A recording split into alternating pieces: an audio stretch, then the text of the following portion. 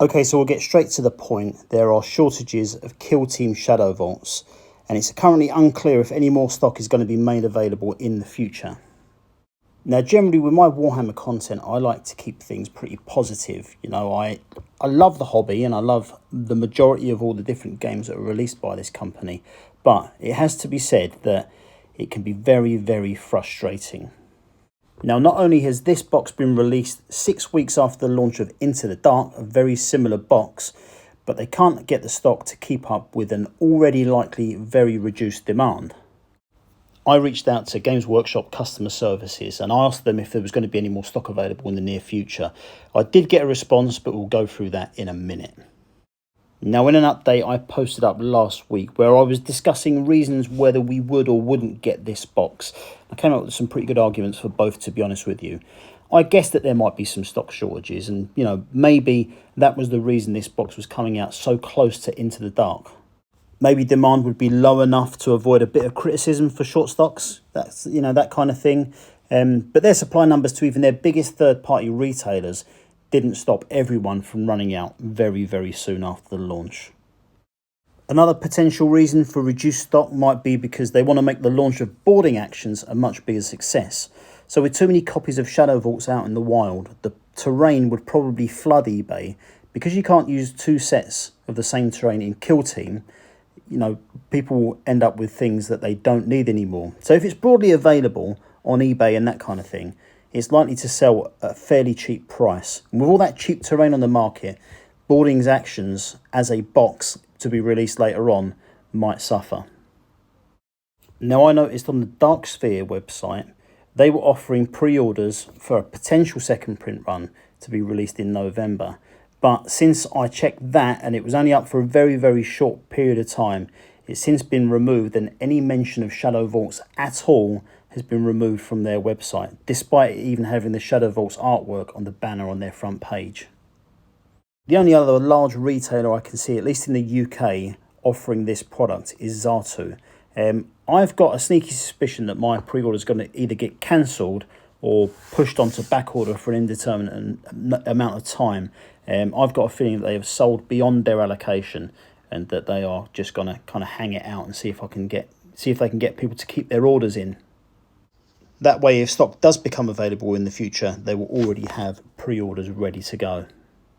Now, on a chat I had with Games Workshop's customer services about Curse City Night Wars and the fact that that hasn't actually been dispatched yet, I asked them about a reprint of Shadowvault, and the response I got was, sadly, there won't be a rerun of that specific box from the information we have at the moment, I'm afraid.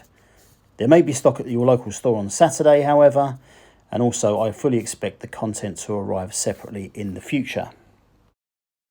Now, that aside, I would like to know what's happening with Games Workshop's pre-order weekend promise. So that was when they made a big deal about, hey, if there's a big game coming out or one of the larger boxes and you don't get a chance to get it on the day of release, we will offer the opportunity by reprinting to get you that box a little bit further down the line. Now, to be honest with you, I haven't seen that mentioned at all since the Black Templars release, and that was about a year ago. And if I remember rightly, that box didn't even sell that well, so there was no reprint even needed for that. The fact is, this box is now sold out in every major territory except for North America. Now, this draws similarities with Curse City Night Wars. That box was also sold out in minutes of release everywhere in the world, except for, curiously, in North America, where Night Wars and Shadowvaults are still on sale. I believe that they are stocking heavily in North America at the moment because they need to develop that side of their business. That is the biggest scope for growth, and I think that they're really aiming for that, and so trying to avoid stock shortages in that territory at all costs. The simple fact is that Games Workshop can avoid this kind of uncertainty. If there's reprints due, just say so in the product description. That way, people aren't going to go and get scalped on eBay and then product becomes available very soon after. But the unfortunate fact is, Games Workshop want people to think that there's limited stock available every time something's released. That's why they whip up a little bit more demand just by making people think they won't be able to get it, and they manage to clear their stocks faster.